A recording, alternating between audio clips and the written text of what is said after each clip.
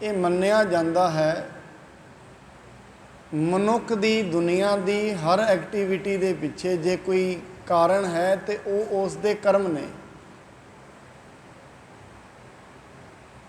फिर जदों कर्मां की गल चलती है फिर कर्म किहड़े ने,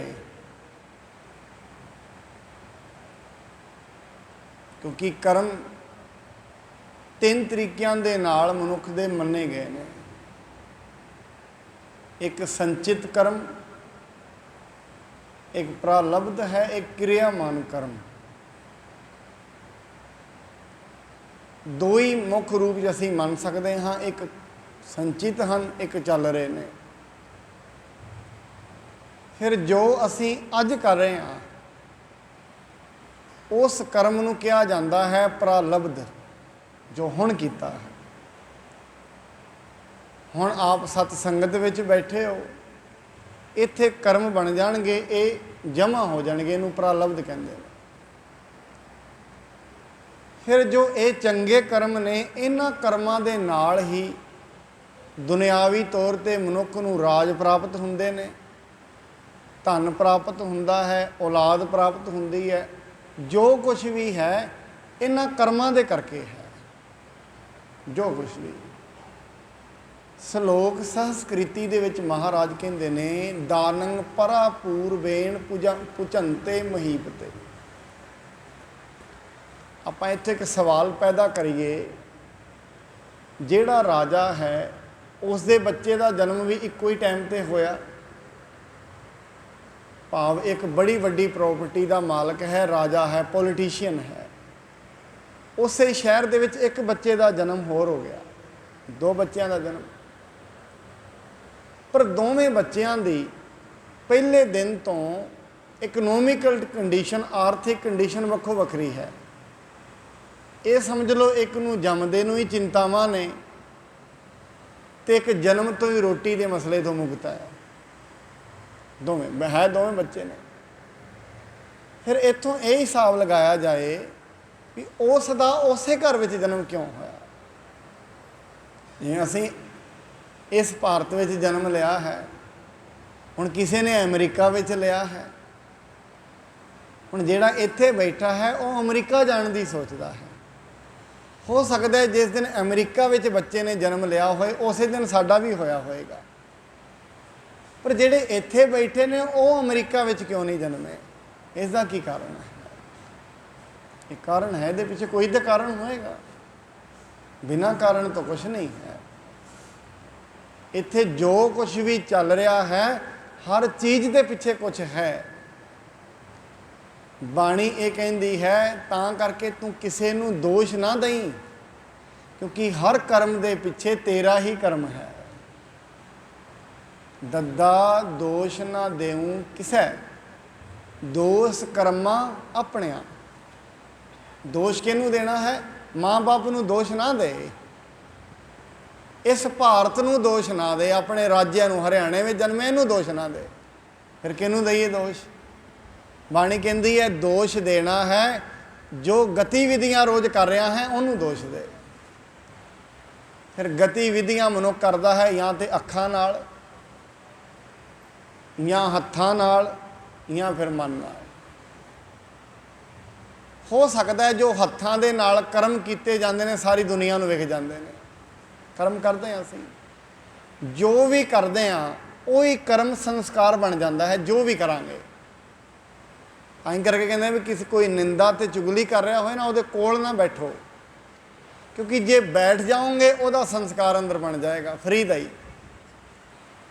जिमें कहते हैं ना जेडे समोकिंग करते हैं, तो समोकिंग कहते दो प्रकार की होंगी है धूम्रपान, एक एक्टिव एक पैसिव, आम करके दुनिया 'च प्रचलित है।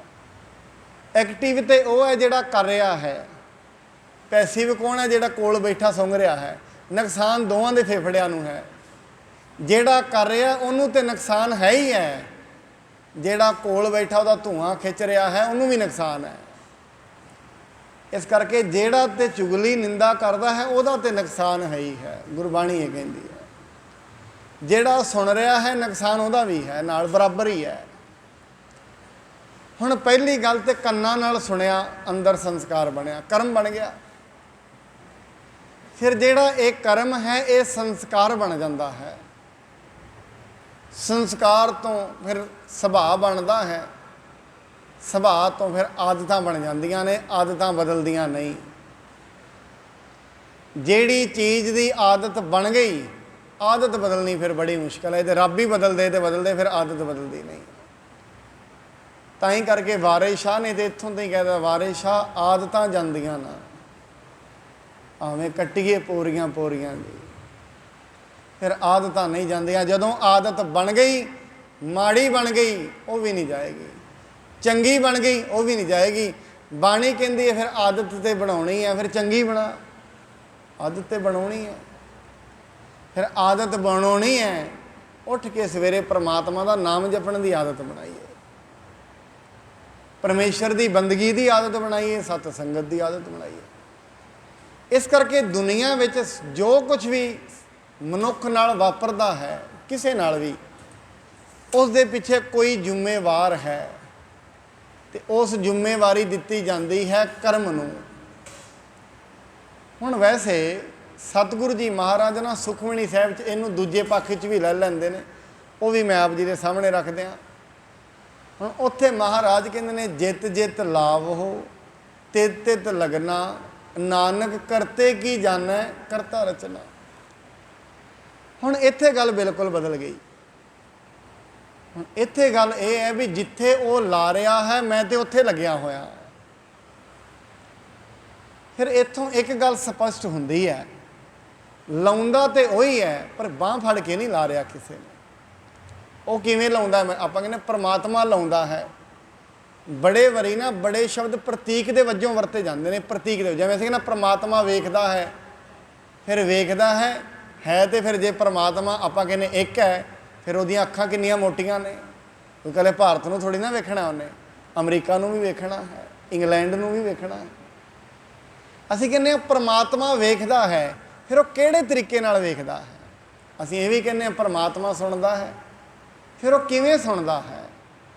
उसका एक हुक्म है, हुक्म उन्हें बनाया, नानक जी उपाय कै लिख नावै धर्म बहालिया। उन्हें एक धर्म बनाया होया है, उस दे उत्ते थल्ले जदों मनुख हुंदा है नालों नाल ही लिखिया जाता है। कित्थे? उहदे अंतःकरण च, कोई बाहर नहीं लिखिया जाना कुछ भी। इस दे वास्ते ना बड़ा सोहना जिहा उदाहरण है। असीं इवें कह सकते हैं, जो कुछ भी अज तो मोबाइलों का युग है, मनुख जो कुछ भी गूगल पर सर्च करता है ना, उसकी हिस्टरी बन जाती है।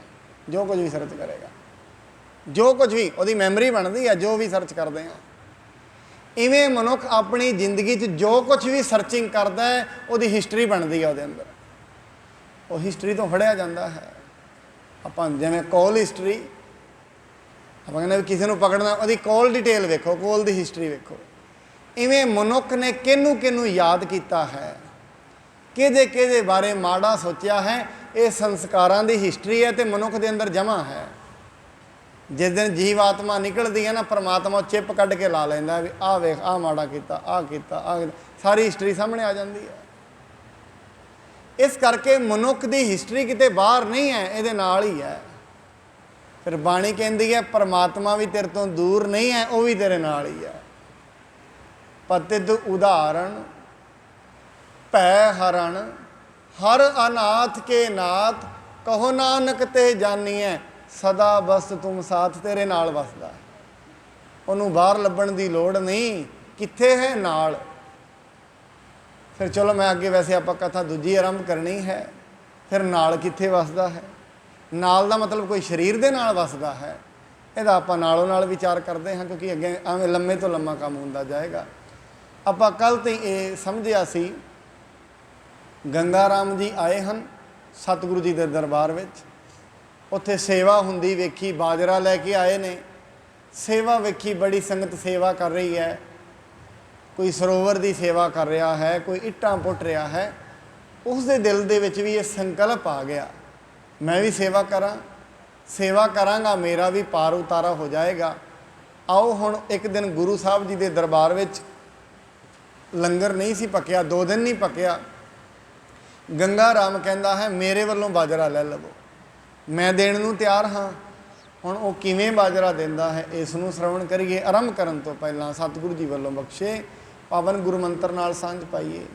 ਸਤਨਾਮ ਸ਼੍ਰੀ ਵਾਹਿਗੁਰੂ ਸਾਹਿਬ ਜੀ। ਸਤਨਾਮ ਸ਼੍ਰੀ ਵਾਹਿਗੁਰੂ ਸਾਹਿਬ ਜੀ।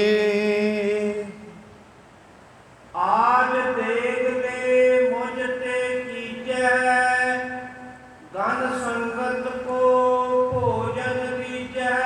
ਭਾਈ ਗੰਗਾ ਰਾਮ ਕਹਿਣ ਲੱਗਾ, ਭਾਈ ਐਵੇਂ ਕਰੋ, ਲੰਗਰ ਵਾਲੇ ਲਾਂਗਰੀ ਨੂੰ ਕਹਿਣ ਲੱਗਾ, ਅੱਜ ਦਾ ਜਿਹੜਾ ਲੰਗਰ ਚੱਲੇਗਾ ਨਾ ਗੁਰਦੁਆਰੇ, ਤੁਸੀਂ ਮੇਰੇ ਤੋਂ ਲੈ ਲਵੋ, ਸਾਰਾ ਲੰਗਰ ਹੀ ਮੈਂ ਚਲਾ ਦੇਵਾਂਗਾ।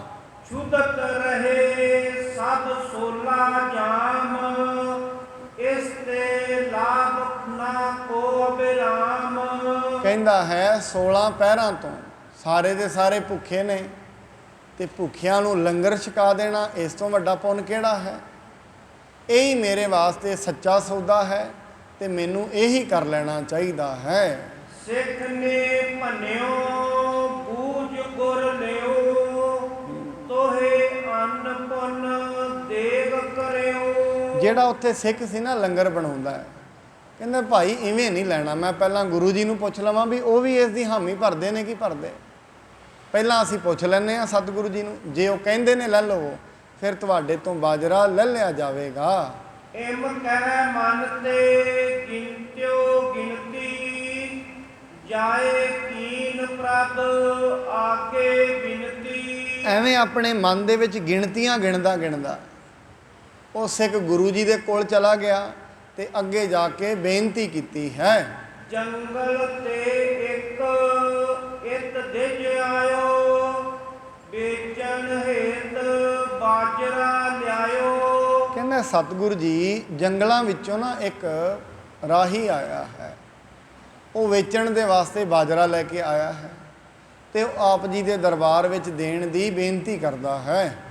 ਸੋ ਅਬ ਦੇਗ ਕਰਾਵਣ ਚਾਹੈ,